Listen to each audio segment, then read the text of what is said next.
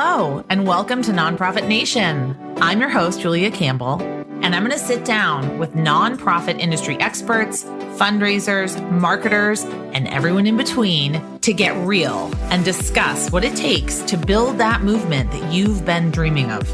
I created the Nonprofit Nation podcast to share practical wisdom and strategies to help you confidently find your voice, definitively grow your audience, and effectively build your movement.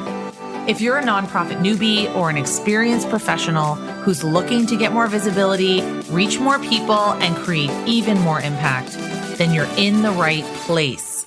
Let's get started.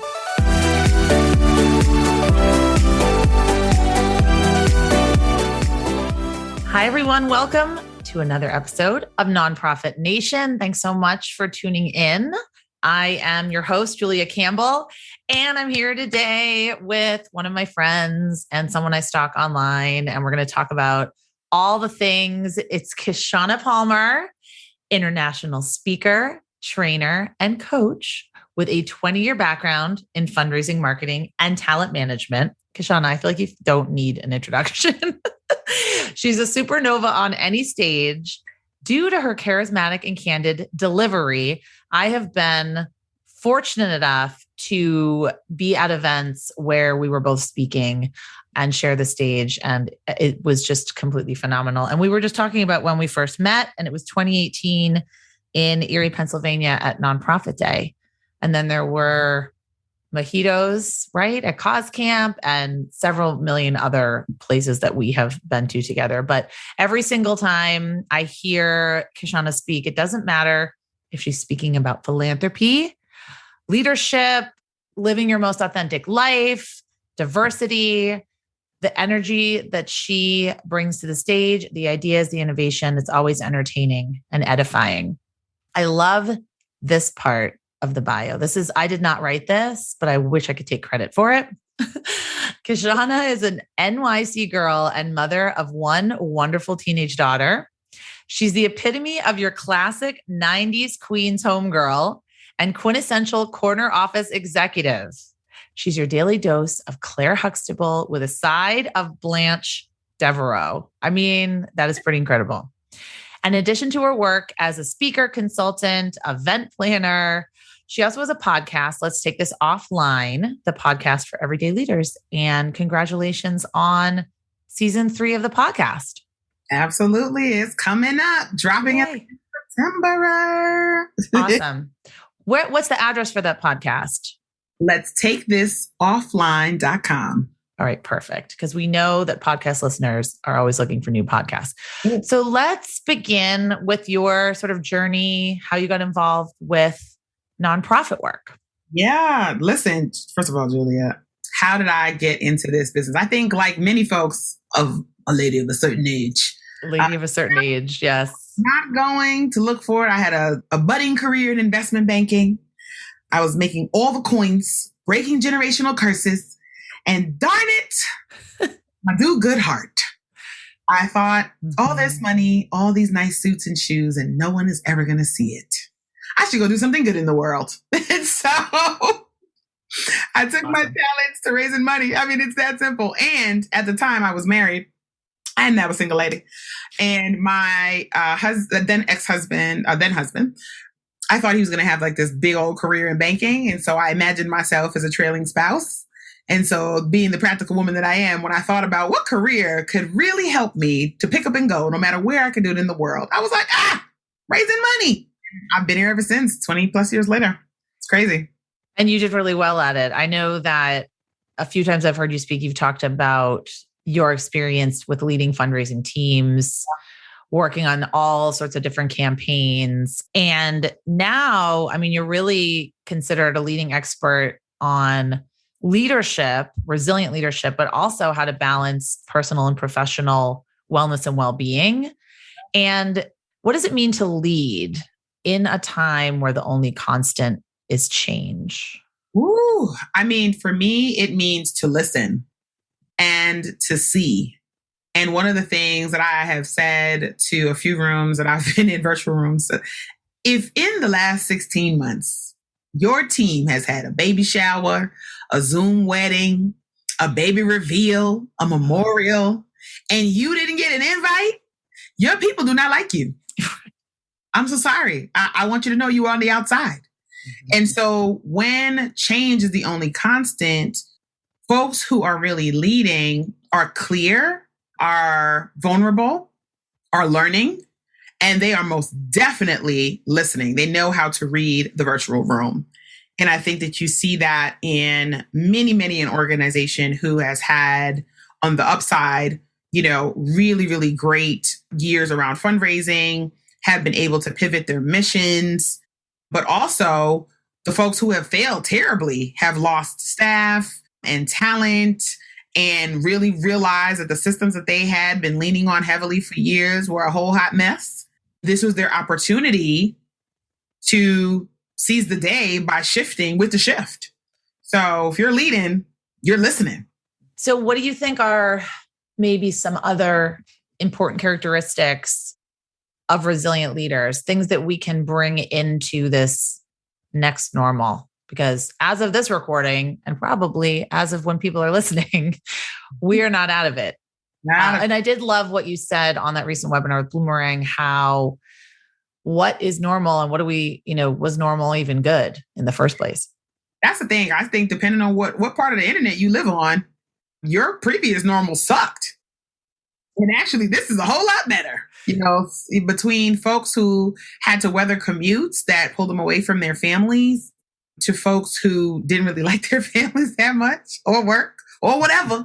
Lots of folks are living double lives. And so I think to be a resilient leader right now means to really understand what season of your life you're in.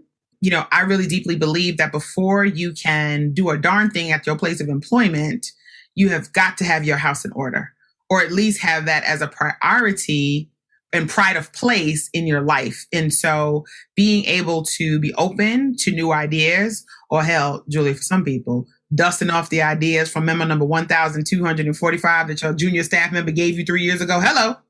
That you never listened to. Never listened to. Mm-hmm. People are like, I'm wondering if I can get new ideas and new thoughts. You don't need new thoughts. You need to read the email that you left unread. It's down on page 9.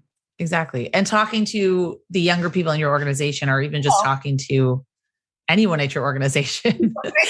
I also love that piece of it where I know you talk a lot about listening to your team and asking them, like not just kind of forcing this new workplace model onto them. So do you have any strategies for how we can adapt to this hybrid virtual, everything in between kind of workplace?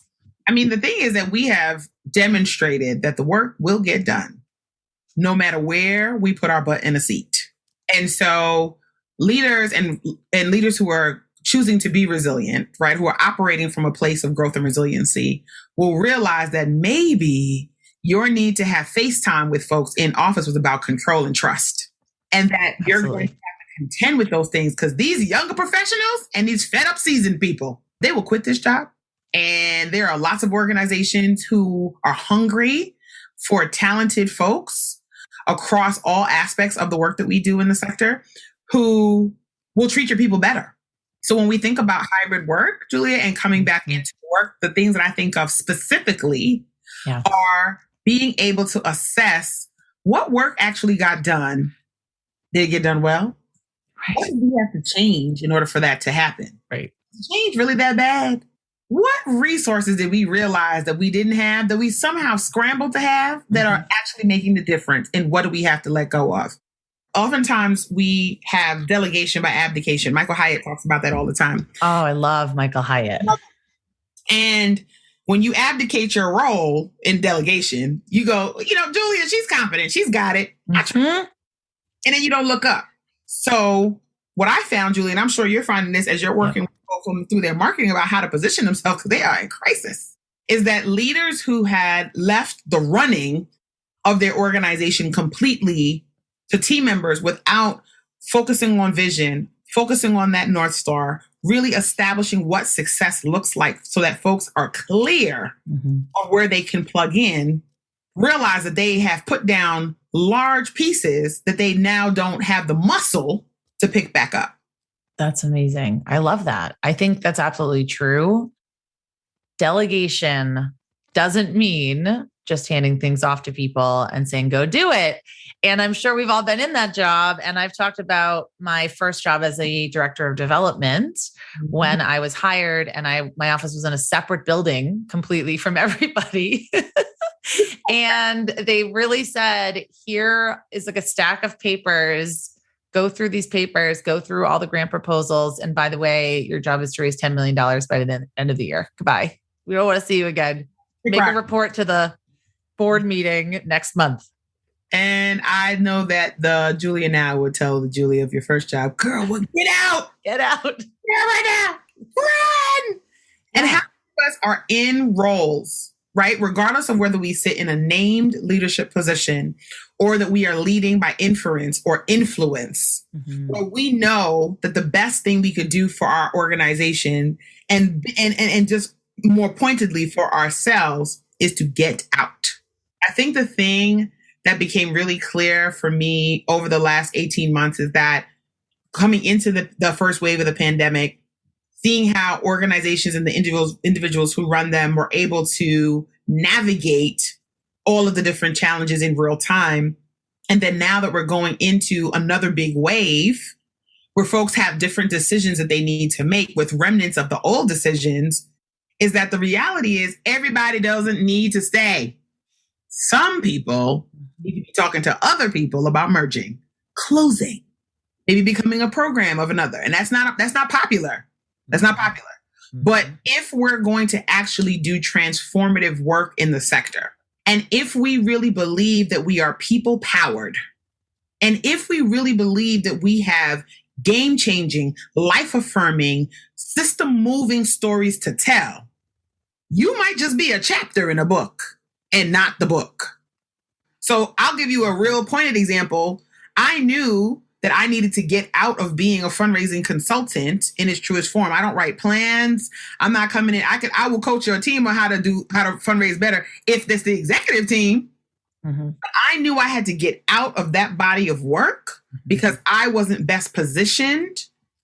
That doesn't mean I wasn't the smartest or I wasn't good at it to do that work, that there was different work that I was actually more aligned and better position to be able to have impact. And if we're actually getting into the work in our organizations that are mission driven and activated based on impact, then you have got to be able as an organizational leader to say, are we actually best positioned to deliver on this promise? Are we actually the ones who can action this mission to results? And that takes a lot of courage. How did you realize that? What made you realize it? And how can we, what are some of the questions we can think through if we're feeling like we're in a similar position at our organizations? I think for me, I realized it in two ways. One, in my spirit, and two, in my purse. Okay. So in my spirit, I wasn't excited about the work. There was drudgery around it. I was late on projects. Yeah. I was overcommitted to things. I wasn't handling my business with excellence. So did organizations raise money based off the plans I wrote? Yes, they did. Did campaigns go off? They did. They happened.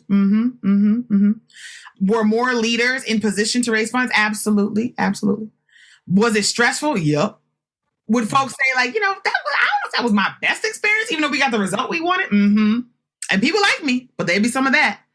And then so that was in my spirit. I just knew I wasn't doing the right work. I was tired. I was frustrated. Yeah.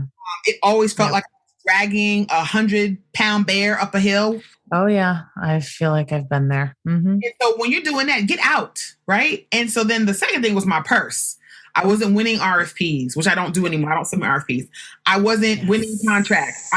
The race to get to be the lowest bid with the most work, with the biggest problem. I was none of that was working for me. And so my gosh, I know. Yep. I had to get out. So Julie, you know that when you are going up the hill and we are doers, action takers, get it doners, right? Yes. So when that's your mode of operating in your healthy place, you're not going to let that go when you're not in your healthy place, when you're in the feed my family way. So when you swing that into being an organizational leader, when you swing that into being the one who is charged with raising transformational funds for your organization, that is weight on your back that you cannot shake. Mm-hmm. And so being able to be resilient in this time means feeling that fear and doing it anyway. Absolutely. Making those hard decisions, even if it puts you out of a job temporarily, because I guarantee you it's going to make space for your next thing. Guaranteed. Hey there. I'm interrupting this episode to share an absolutely free training that I created that's getting nonprofits of all sizes big results. Sure, you've been spending hours on social media, but what can you actually show for it? With all this posting and Instagramming and TikToking, does it really translate into action? In my free training, I'll show you exactly how to take people from passive fans to passionate supporters, and I'll give you specific steps to create social media content that actually converts. Head on over to nonprofitsthatconvert.com. Again, that's nonprofitsthatconvert.com, and start building a thriving social media community for your nonprofit right now. Without a big team, lots of tech overwhelm, or getting stuck on the question, what do I do next? Let me show you how it's done. I can't wait to see what you create.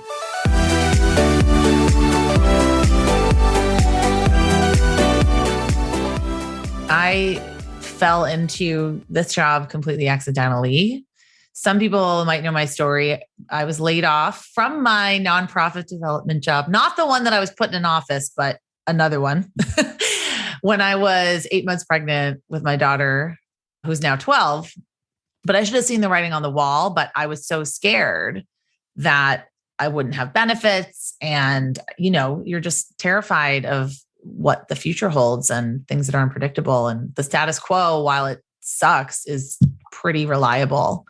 So I think we do get trapped in complacency and a place of fear of the unknown. And I really hate to say silver lining with the words COVID, just because I know there was so much loss. I know you personally had a lot of loss, but I think one thing that came out of it that could be viewed as an opportunity is things like the snow globe got shaken up.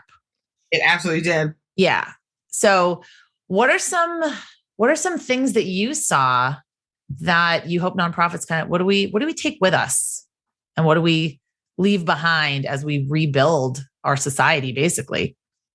I think the thing that we could leave behind are that we became many of our organizations became way too complacent with the status quo, with systems that suck, with tactics disguised as strategies, with not having a plan, with not making the investment in your organization's longevity and health by hiring experts who actually know what they're doing, with taking whatever you could take, with working your people damn near to death and not being able to compensate them. So as opposed to streamlining your programs and your operations for the talent you have, you want to keep growing stuff and work people to the bone. We can't keep doing that. Folk will quit and get this good unemployment and be at the house.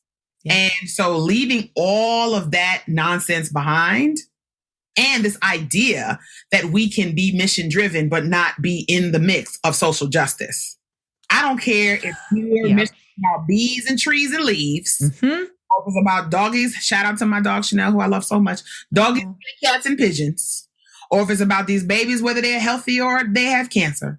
Or if it's about K through 12 or higher ed. I don't really care what your mission is about, but I have to tell you, the whole point of your mission is to correct an injustice that is happening in the mission that you are so geeked to serve. That in of itself is social justice. Hello, welcome to the struggle. And so this idea that we could do this work, whether you're a faith-based institution or a secular institution, and not be in the justice work is false and foolish. And so that has to get left behind. What we can pick up is the reality that the work that we have chosen to do is both hard, but it is also rewarding. And it is a part of the social safety net globally of how to right side so many different social ills and challenges from environment on back that we have chosen to navigate and just call it what it is. Exactly. In this work, Julia, because you thought it was going to be easy. Get out. I know. You thought you could just call up some wealthy donors or send some emails and never have to talk about tough issues. Nope. Bye. See you later. We don't want it. That for me is still a constant struggle. And I I feel exactly the way that you do about that. I think that to say that nonprofit work is not inherently, like you said about social justice, or inherently political is a fallacy.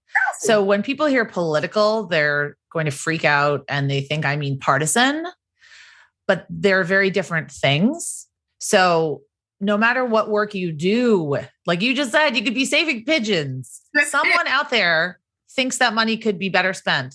Like, what about the rats? That's right. What about the dogs? What aboutism is going to push us right over the edge? That I work with an organization, a client now, they're trying to stop the dog meat trade in China. Constantly, every single day, it's what about the cats? What about the this? What about the that? And it's like, well, there's probably an organization working on that. It's not that we don't hate cats. It's just that is not our particular mission. Correct. So I agree. What aboutism? Yep. And the whataboutism, we are not immune. And I think that there's this false idea, or had been this false idea, that folks who work in our sector are somehow protected from what was happening out there, and that our work was by and large altruistic. No, there are lots of folks in the sector that make good money. Let's stop playing. And whose organizations, when you pull back the curtains, y'all ain't doing a darn thing. Woo-hoo. And organizations that are doing fantastic work, working themselves to the bone, are not getting either the resource or the recognition that goes along with that. So even within our sector, being courageous enough to right side some of that and to adjust that work, that is a second layer of work that we've got to bring forward. Oh, I love it. Well, that's a perfect segue, actually, into what I wanted to discuss next. Well, first, actually, I want to ask, what Enneagram are you? Oh, I haven't finished the Enneagram. I'm so lazy. I'm not. It's a lot of work. No. It's just, I promise you that I started one day and I was like, how long is this test? I love tests, but I forgot. So I will commit that I will take my Enneagram and I will let you know. Okay. Do you have wagers on what you think I might be? I'm an 8.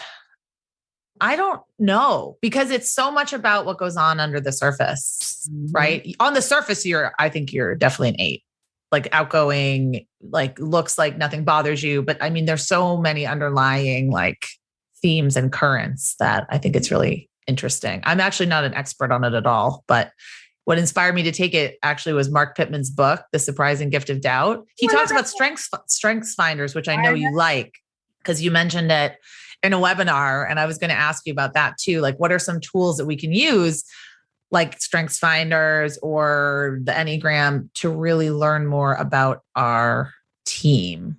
Well, I do want to transition back into social justice. No, absolutely. I'm biased because I'm a strength finder coach. So, okay. That's so cool. And I fell into strength finder in my 20s. So I always tell folks, like, they are not paying me for any of this. But literally, it was the thing that changed my life as a manager. I was a young manager with a big team. It was the only non-fundraising session at a fundraising conference that I went to. And the name of the session was, I always forget whose presenter is, but I remember the name. It was Finding Your Freak Within. Hello. That's an awesome name for a session. It was so good. I was like, God, I got to name my sessions better. That was great. Because it's going to eliminate people. It's going to like repel a certain group of people and attract a certain group of people. Exactly. And it was such a great, it's just a releasing thing about what would you do if you spent your time focusing on the things you were amazing at, aligning yourself with others who were amazing at things you were not amazing at. How would life look? And I was like, this would be my life's work. I mean, it was amazing. And my management game really went through the roof after that. I was on a webinar the other day and they were keynoting at a conference, and they were several hundred people on the line. And there are folks who worked for me 6 jobs ago. Wow. Kishshana, I don't know if you remember me. I'm from this position. Of course I remember you. And so that work carries itself forward. But I always tell folks, it doesn't matter what behavioral test and, personality things that you take that you like, follow all the activities, do all of the work, the reminders, do the Post-its, because it's really great to keep reminding yourself about how you show up in the world. But that's one of the things that I love. If we're going to use it, we're going to use all of it. Yep. So. Oh, I love it. Yeah, man. Cool. Well, I'll have to talk to you offline about that because I'm really interested. I love taking quizzes. Maybe that's part of my strength. I don't know. I love notebooks and planners and to-do lists. And my husband would definitely say that he would definitely agree with that, considering there's Post-its all over this. I do want to bring it back to the conversation around systems and sort of maybe the complicity of the philanthropic sector in perpetuating certain systems. So you founded the Rooted Collaborative. which is a global community focused on the holistic evolution and advancement of female leaders of color in the social impact sector. And I know in July, you held the Rooted Retreat, which from what I saw on your Insta stories looked fabulous. So what inspired you to create the collaborative and how did that come to fruition? Totally. So in 2018, I was on my way to AFP Toronto's conference, the Black Canadian Fundraising Collective, which at that time was a loose group that had formed, invited me to dinner. And I was on the plane there. And for those of y'all who are believers, you will understand this. You know, God was like, I need you to do a retreat for Black women fundraisers. And I was like, no. Yes. I can imagine having that idea in my head of something like that and saying no. Nope. Bye. And so I went on to have a great conference. The dinner was amazing. The seed was forming already. And I even floated the idea. I remember at that dinner and folks were geeked. Women from the US, women from UK and from Canada were all in one spot. And they were like, we're doing it. And I was like, we aren't, no. But it was a cute idea though. I just want y'all to know. And so over the course of the next year, I kept having more conversations with women I trust, with more advisors, doing more listening at different conferences, et cetera. And more women would come up to me and say, well, don't count me out. And they'd be South Asian and Southeast Asian and Latina and Indigenous women. And because I was just talking about the one thing I was going to do for Black women. Like that was it. I was like, I am Black. I will do it for the Black women. The end. And they were like, oh, no, do not leave me out. Thank you. Figure it out, lady. Bye. Yeah. And so I said, they're like, literally just figure it out, make it happen and invite us. Right. And I said, what am I going to do to all these women until we have this retreat in person? Pandemic. And so we formed this community. And so then the pandemic happened. I wasn't going to do anything. My email was flooded with, oh no, we're going to figure this out. We're going to figure it out. So we did our first online retreat in 2020. That was banana boats. And then we decided to do it again this year when we realized that we weren't sure if the world was going to open back up. It did right after that. But what was so great and what's so great, so our retreat is sort of like our marquee event, but we really have morphed and continue to iterate, rather, not morph, into a community of practice. Because the experience that women have, and that's folks who've gone through our ally track, as well as folks who are in the larger conference, is really transformative. And we tried to figure out like, okay, well, how do we keep that going year round? And so we created the RC Lounge, which is our membership. And we have great events and wellness focus, well-being focus, life coaches, you name it. And what started to really stand out in our surveys and in the work we were doing is that if women are not well, then nothing else moves. Mm-hmm. And Black women, for as long as we can see, have been pace setters across every aspect of culture. So if we ain't well, then no one is going to be well. So our work is continuing to evolve, and we've realized that personal development is professional development, and well-being is so critical, mental, physical, spiritual, emotional health, critical to being well so that you can do the work that you are called and designed to do. And we can't galvanize and we can't create and move movements and we can't do any of that work if we're not well. And one of the questions folks ask me all the time, Julie, is like, why don't I do it for all women? I would like to. Is anybody planning to come volunteer and staff this thing? Because let me tell you, it's a lot of work. People have great ideas. And then when it comes to implementation, somehow they lost your phone number. Exactly. I'm like, about the funding, cut the check so I can hire staff. Thanks. And so, there will be a point where we will figure out a way, because we want to make sure that Black and brown women continue to be centered in our work.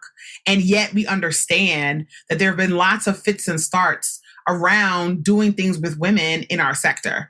And there are great folks who are doing work in different pockets around women. So there's a lot of work to be done. So from a trajectory perspective, the work, we got to get our stuff together. We have to make sure that women who identify as Black, Indigenous, and women of color globally feel like they have a community hub that they can come to for that community of practice support. And that we have a kick-ass event that we do every summer. So ours is going to be next end of September, and we're going to somebody's island. So September 29th, October 2nd of 2020. I know it's going to be. Wait, 2022? Uh-huh. Nice. Yeah, we'll be back in person. But that'd be wonderful. Yeah, it's going to be great. And I've tried to figure out, like, how do we include the folks who I love who aren't Black or brown women? How do we figure out? You have the ally track. I do. There are ways to be included. Totally. But again, back to the amount of work that it takes to do it. Oh, right. I am about efforts to outcomes. And so if we're going to do work and it's going to stop there, I don't want to create things that feel like, oh, well, I went to this one training this one time and I checked the box. Now I'm good. No. How do we bring that work forward? And I may not be the best person to actually be the steward of that work. There are really great practitioners who are doing this work. Anika Allen, Chris Conroy, who are running Wellspring, like they're just doing an empathy agency, doing great work. Yes. I just bring in to facilitate because I have an audience. Like, and that could be good enough. But the collaborative exists because there are so many women who are in organizations literally drowning in a teaspoon of sorrow at all times and being overworked and underpaid. Mm-hmm. And if we haven't learned anything in this pandemic, people have just had enough. Like enough already. I do want to say something just from my perspective as a white woman, white cis woman. I don't necessarily think every table is meant for me. I would love to participate in more conversations around sexism and systemic discrimination against women in the sector or females or people that identify as women. But I don't necessarily think every single table has to be for me. So I really respect what you did with the Rooted Collaborative. I think just from what I had heard from fundraisers that I know, that it was incredibly needed. And I appreciate that. Yeah. And Julia, here's what I'll say about that, right? Like, sure, every table is not for you. Also, none of this stuff is going to be transformative if my white girlfriends who respect me and love me and would do damn near anything for me to make things rock don't get in front like, I'm taking the bill. That's it. Because I was reading an article this morning about The Handmaid's Tale and the genre of writing, which I always mispronounce that word. Dystopic. I forget it. Oh, dystopian. That's like my favorite genre. What's so interesting about it is that it actually takes, most of the genre takes social ills that actually have occurred to marginalized communities, flips it, recenters the character as white to elevate the wrong that happened in the work. So that is at its root what the genre is supposed to do. Where it misses is to be able to give the context, because like art, if there's not an explanation on the placard next to the wall in the gallery, it is left to interpretation. And so in The Handmaid's Tale, it doesn't have to address race because white women are now centered. But the issue that the entire series rests upon are the buying and selling Black women during slavery.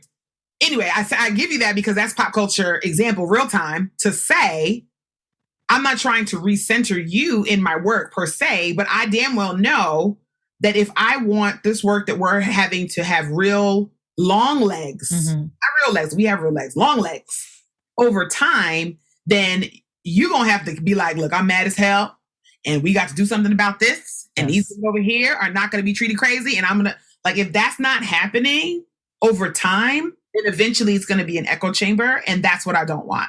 And so really figuring out how to, from a business perspective, and then from a systems perspective, address that is really the work I have to do. And it's the work that people won't see because it's boring. It's not cute. And it's not really cute on social media, but it's the work that has to be done. Oh, it gets ugly. It gets ugly on social media. Ooh. Yeah. Who are getting told though? Are we famous? I'm just saying. And I'm sure she will not mind me mentioning her. I talked to Liz LeClaire the other day talking about people that get pretty heavily criticized on social media. So yeah, the conversations can really get ugly. I think for my last question, I would love to know what are some, or maybe just the first step that nonprofits can take to expand opportunities for professional women of color in the sector. Start with the women in your ranks. Pay us as consultants for our time. Pay us and our knowledge, because what ends up happening, if you look very closely in organizational ranks, that oftentimes folks of color, and particularly women of color, are subject matter experts, but they are not compensated within organization or as consultants for that knowledge, and then therefore are not seen as leaders because evidently somehow leadership qualities and subject matter expertise get disaggregated. And so that's one thing, pay us. Okay. This is real simple. Second of all, make professional development a requirement. Love that. make the resources available so that folks are getting educated across the organization in the places where they can stand up and knit together Legos that really will have teams working cohesively towards the same thing. It is not enough to have a diversity hire. I hate that damn expression. It's not. Is that still an expression? Oh, yes. Diversity hire, diversity board member. I'm like, race is not the only diversity. Okay, never mind. Yeah. So really making sure that it's not just a checkbox, like yes. It's actually a part of your practice and your policies. Yes. And starting there, not with your statement. How does it work in payroll? How does it work in compensation? How does it work in performance evaluations? And so organizational leaders who are in position to be able to make those types of sea changes, being able to step forward and be like, even if I don't really understand it, because, I'm a grown person with a whole lot of lived life. And I mean, I get it. I'm willing to do something different. Yeah. It's something that organizational leaders can do. Organizations are like organisms. And so if we're going to continue to morph and grow and shift, you have to recognize that the most diverse teams are the ones with the biggest innovations, are the ones with the biggest wins. Oh, you want to raise more money? You need to have more diverse team members on your crew, period. Oh, you want to have better communication strategy? You bet to be talking to the way the world is growing, because it is a world majority of folks who look like me. And so I think organizations can pick any one of those as a starting point and then align yourself with critical thinkers. And if you don't have the talent in-house, with external folks who will make sure that you aren't penny wise and pound foolish. Okay. And so that's sort of like pick from my list of choices. Yes. Thank you. That's a perfect place to end, I believe. Where can we find you? Okay. So I will say before you answer that, if you want to hear the trials and tribulations of dating, definitely follow Kishshana on Instagram. It is amazing. And every Friday, and we were saying it should be a book, it should be a podcast, it should be a movie. We're not sure where it's going to go. So I will just give you a shout out for your Instagram. Is it still Fund Diva? It's not. Oh my gosh. So changed it, right? Okay. Palmer. So across all social media. Oh, perfect. Okay. Kishshana Palmer. All right. Okay. We will link up to that in the show notes. What were you going to say? You type in Fund Diva, like in search, it'll come up. Okay, cool. And if people want to sign up for the wait list for the retreat or the collaborative? Oh, they just need to go to therootedretreat.com and sign up. If they want to know more about the Rooted Collaborative, to go to therootedcollaborative.com. Find us on all socials at The Rooted Collab. So anywhere that you want to be, we are hanging out there a little bit too. Nice. Awesome. All right. I will put all of those links into the show notes. Thank you so much. Thank oh my you. God, Kishshana, it was so good to catch up and see you, and just awesome conversation. So thank you so much. Thank you.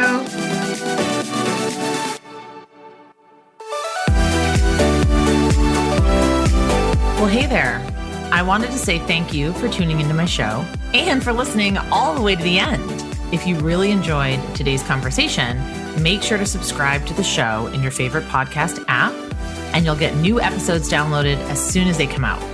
I would love if you left me a rating or a review, because this tells other people that my podcast is worth listening to. And then me and my guests can reach even more earbuds and create even more impact. So that's pretty much it. I'll be back soon with a brand new episode.